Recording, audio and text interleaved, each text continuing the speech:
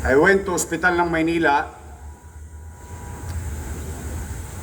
and visited our doctors and nurses, and only to find out the night before I randomly visited our hospital. I was informed that the night before, ni hiringgilya, ni injection, o ano yung English? Syringe. Panusok. Wala tayo. Karayom. Karayom. Good thing that our OIC Director Padilla and our OIC, masayang-masaya ako, siya ang OIC ng Manila Health Department.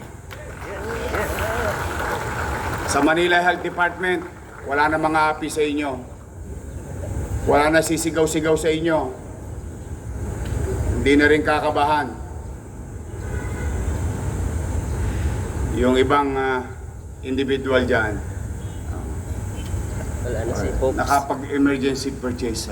So why am I saying this? Tanong, sa ospital lang ba ng Maynila yon? I don't think so. I've been around the city, Chichi and I.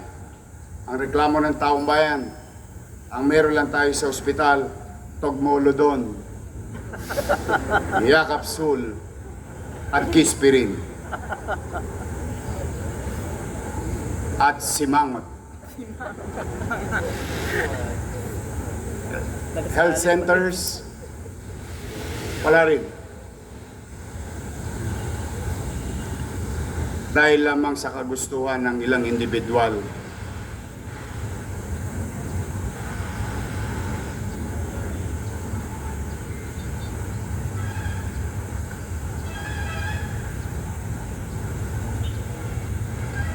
Dahil lamang sa kagustuhan ng ilang individual na pagnasaan ang kapanambayan, na sakripisyo ng ating mga kababayan. But those are the things of the past. This week, despite of that amount, or what you call commercial obligation to our suppliers who pulled out already last September, but nobody told you. Who pulled out already last February, but nobody told you. Because they cannot take such recurrence of obligation, unfulfilled obligation of our city. Now, isang may babaon ninyo sa inyong mga mahal sa buhay. This week, we will move heaven and earth. We will acquire medicine with money or nothing. We will do our best to the people of Manila, to the doctors who are serving there, to the nurses, our BHW. We will find ways. We will find a way this week, and I will update you. Loobin nawa ng Diyos, makakita pa ako ng bimpong basa nang mapiga ko naman. At sisiguraduhin natin maibalik ang gamot sa 6 na ospital at 40 mahigit na health center sa lungsod ng Maynila. Then after that, the third most important thing also, help me address our fiscal problem. Wala akong hihingi sa inyo sobra. Ang hiningi ko lang, yung takda, pumasok sa kaban. Huwag kayong mag-alala, wala na mga abogado rito na nangaharang at nakikialam ng kanyang departamento.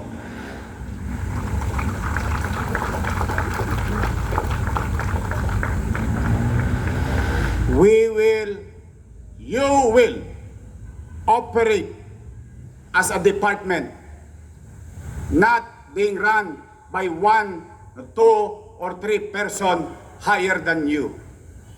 Wala nang ganon. Kaya kailangan ko ng tulong ninyo. I'm trying to be honest and straightforward. We need to cure, we need to heal the city finances. At wala, again, uulitin ko, wala akong hihinging sobra. Ipasok nyo lang yung piso sa piso. Cuentas claras. Wala na. And we need to do it fast. Kasi kung hindi, malamang sa 30, wala kayong sweldo. Yes, it may sound like a joke, but what if, just what if, walang pumasok? Kasi wala talagang lamang, hindi aabot na ang natitira. Hindi na. Hindi na. So kaya, mga kapwa ko empleyado, pwede ba makisuyo sa inyo? Tutulungan nyo ba ako? Yes. Tutulungan nyo ako? Saan ba dito ang assessment? Tutulungan nyo ako? Wala na yung mga siga.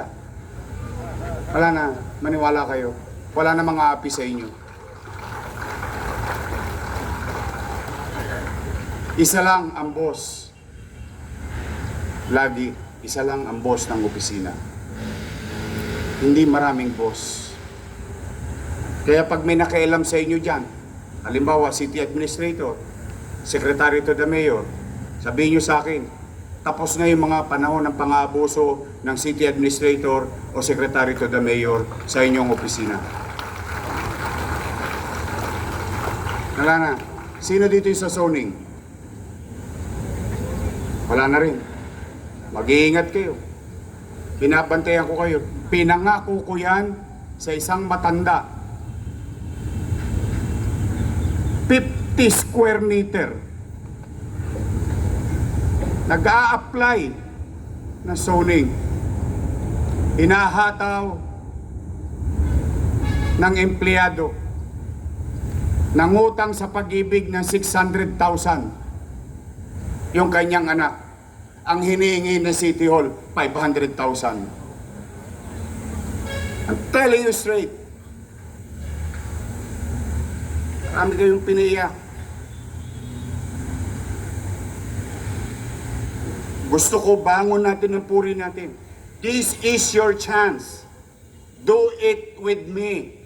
Let's do this not for me, but for the people of Manila. They deserve